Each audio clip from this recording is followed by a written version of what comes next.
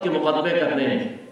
اگر آپ نے ایک سچی بات کہنے پہ اگر آپ نے 70 سے زائد مقدمات ایک ہی کاز پہ اعظم سواتی صاحب کے خلاف کرنے ہیں، اور اسی طرح آپ بھی احسان نیازی والا مقدمہ آپ دیکھیں گے پورے پاکستان میں صرف حافظ اور حاجی کہنے پہ پرچے ہو گئے. جی اس میں ان کی توہین ہو گئی. بھائی حافظ اور حاجی تو عزت و توقیر کا مقام ہوا کرتا ہے، اور آپ اپنے آپ کو اس میں بدتمیزی اور بد تہذیبی اور اپنے آپ کو بے توقیری سمجھنے لگے. ہمیں سمجھ نہیں آتی کہ آپ چاہتے کیا ہیں. اور افسوس کی بات یہ ہے کہ ہمارے ہاں جو political parties P T M میں اس وقت بیٹھے ہوئے ہیں انہوں نے مافیا کا رول ادا کیا ہوا ہے.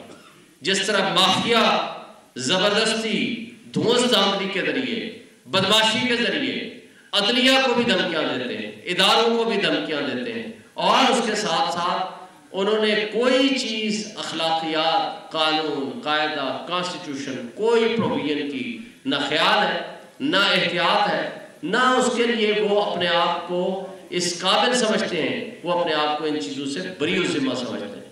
آج پاکستان میں میں سمجھتا ہوں مشکل وقت ہے، مشکل حالات ہیں، لیکن سلام ہے ہماری عوام کو کہ جب ایک طرف ساری پولیٹیکل پارٹیز ہیں، جب ایک طرف اسٹیبلشمنٹ ہے، جب ایک طرف الیکشن کمیشن ہے، ایک طرف پیمرا ہے، ایک طرف پورا مافیا ہے، ایک طرف مفاد پرستی ہے، عوام عمران خان اور پی ٹی آئی کے پیچھے کھڑی ہوئی ہے.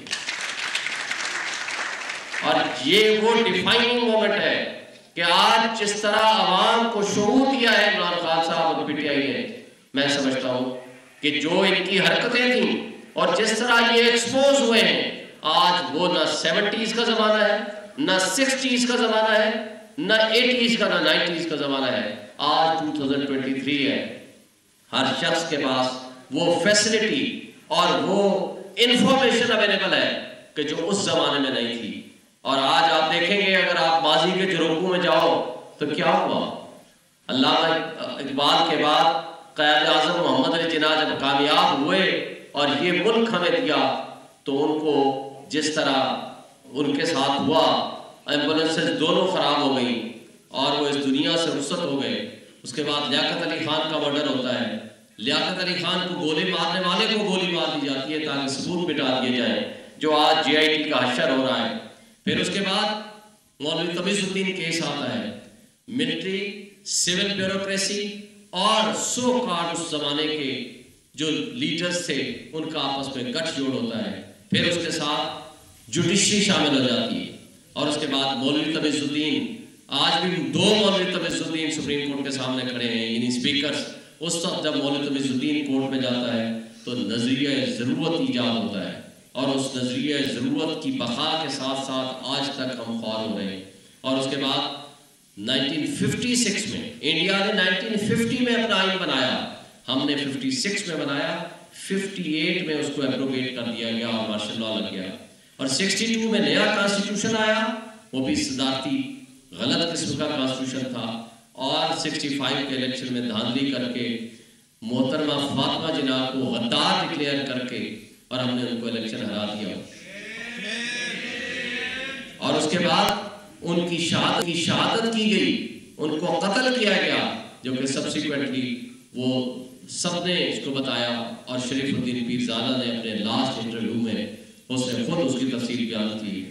پھر کیا ہوتا ہے، پھر الیکشنز ہوتے ہیں. پھر اس کے بعد الیکشن سے بعد 1969 میں وہ جو 100 کارڈ کانسٹیٹیوشن تھا پھر وہ ایپروگیٹ ہو جاتا ہے.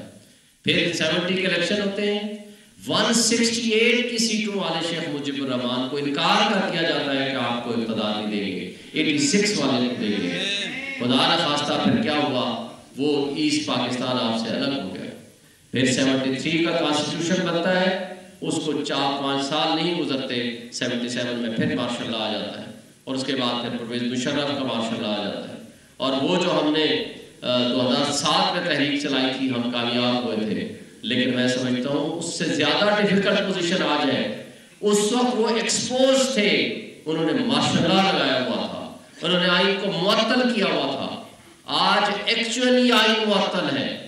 آج آپ کے نہ ہیومن رائٹس ہیں، نہ آپ کے کوئی آئین پہ عمل درآمد ہو رہا ہے. اور ڈھٹائی کے ساتھ وہ کہتے ہیں پی ٹی ایم کے لوگ اور الیکشن کمیشن، وہ کہتے ہیں کہ ہم نے آئین پہ عمل درآمد نہیں کرنا، ہم نے الیکشن نہیں کرانا، وہ انٹرم سیٹ اپ کے ذریعے بیٹھیں گے۔ تو جو لفظ چوزن ریپرزنٹیٹیوز ہے، امور مملکت چوزن ریپرزنٹیٹیوز کے ذریعے چلانے ہیں، اس کے علاوہ ہر کام غیر آئینی ہوگا۔ میں سمجھتا ہوں کہ آج بھی سوچنے کا مقام ہے، آج عوام مطالبہ کر رہی ہے ان تمام لوگوں سے کہ آج بھی وقت ہے کہ آپ سمجھ جائیں، تاکہ ملک کی بقا کی خاطر، ملک کے تحفظ کی خاطر، ملک کے لوگوں کے تحفظ کی خاطر آپ تمام ادارے اور تمام ہماری سیاسی جماعتیں ریکنسیڈر کریں اپنے اس عمل کو جو آج وہ کر رہے ہیں، تاکہ ہم آگے بڑھ سکیں اور آئین کی پاسداری، رول آف لا اور انڈیپینڈنس آف جوڈیشری، یہ ہمارے 3 پرنسپل تھے اس وقت اس تحریک میں۔ آج بھی ہم سمجھتے ہیں کہ آج بھی اسی جگہ پہ ہم کھڑے ہوئے ہیں جس جگہ پہ 2007 میں کھڑے تھے، ہمیں پھر اس سے آگے بڑھنا ہے اور انشاءاللہ تعالی جسٹس جو آج ہم سمجھتے ہیں کہ جس طرح چیف جسٹس آف پاکستان عمر تا بدیال اور باقی ججز کے اوپر اٹیک، پریشرائز اور بلیک میلنگ کی جا رہی ہے، اس کے خلاف بھی ہم نے ڈھال بن کے کھڑے ہونا ہے، اور ہم یہ توقع اور امید رکھتے ہیں کہ سپریم کورٹ انشاءاللہ آئین کے عمل درآمد کرائے گی، قانون کی حکمرانی ہوگی اور عدلیہ حقیقی معنوں میں آزاد ہوگی۔ میرا آپ تمام دوستوں کو سلام ہے۔